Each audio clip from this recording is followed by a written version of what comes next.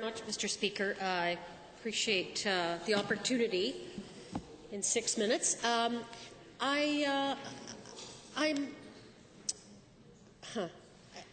Thank you very much to the member for Edmonton, Beverly, Clareview. Thank you for bringing forward the reasoned amendment. It's worthwhile at this point on this debate on this bill to pause and see if the context that this bill is in and if we really want to pursue it. I think there's, according to the amendment, the bill fails to provide for unbiased, effective and accountable independent monitoring in a comprehensive manner, which includes consultation with a full range of affected groups.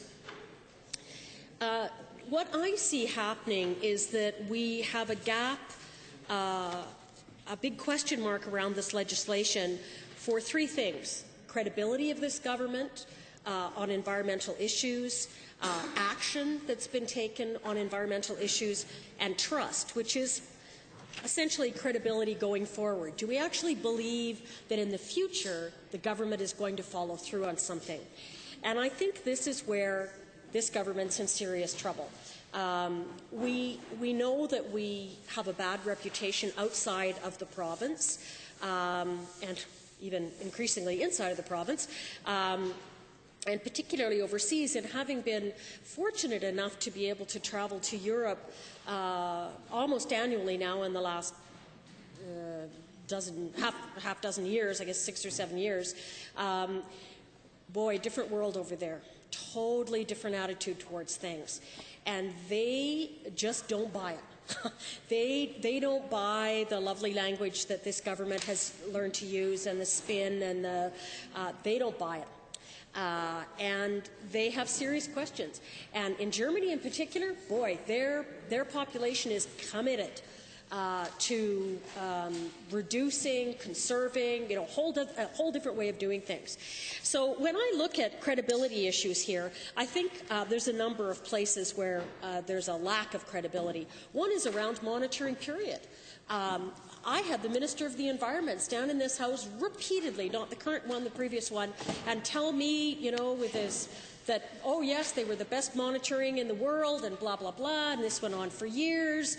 And then, eventually, the government, when it was proven enough times that they were not monitoring adequately, that yes, although bitumen did appear seeping out into this Athabasca River, that was not the cause of the pollution in northern Alberta. It was, in fact, what was being produced as a result of production in the oil sands. So it created a lack of credibility there.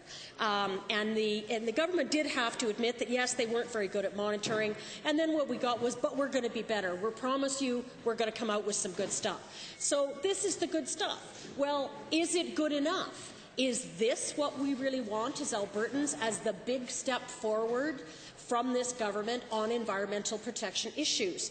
Well, we had RAMP. That got completely discredited, mostly because the industrial participants, who were mostly paid workers, overwhelmed the volunteer-based First Nations and Aboriginal representation and NGO representation on the committee. So it was discredited. We've had a lot of self-monitoring in this province, which again ends up being discredited, although I think in some cases that's not, in fact, fair to the industry, who was trying to do a good job. We also have a lot of voluntary measures that are in place. Well, yeah, if it was voluntary, sure, we could have 50% representation in this House from women. Well, that's not happening. Sometimes you have to have mandatory requirements, and I think we're way past that in Alberta. We need baselines.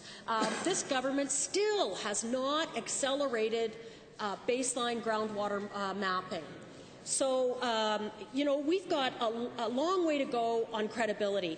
The metrics that the government uses, they often measure the wrong thing in the wrong place at the wrong time, and then turn around and say to people in Turner Valley who are looking at the Sheep River, nope, sorry, no problem here. Well, the Turner Valley gas plant was so polluted that they had to tell people, women who were pregnant, not to step off the sidewalks because they couldn't walk on the soil. And yet somehow this is not getting into the river that is right next to it?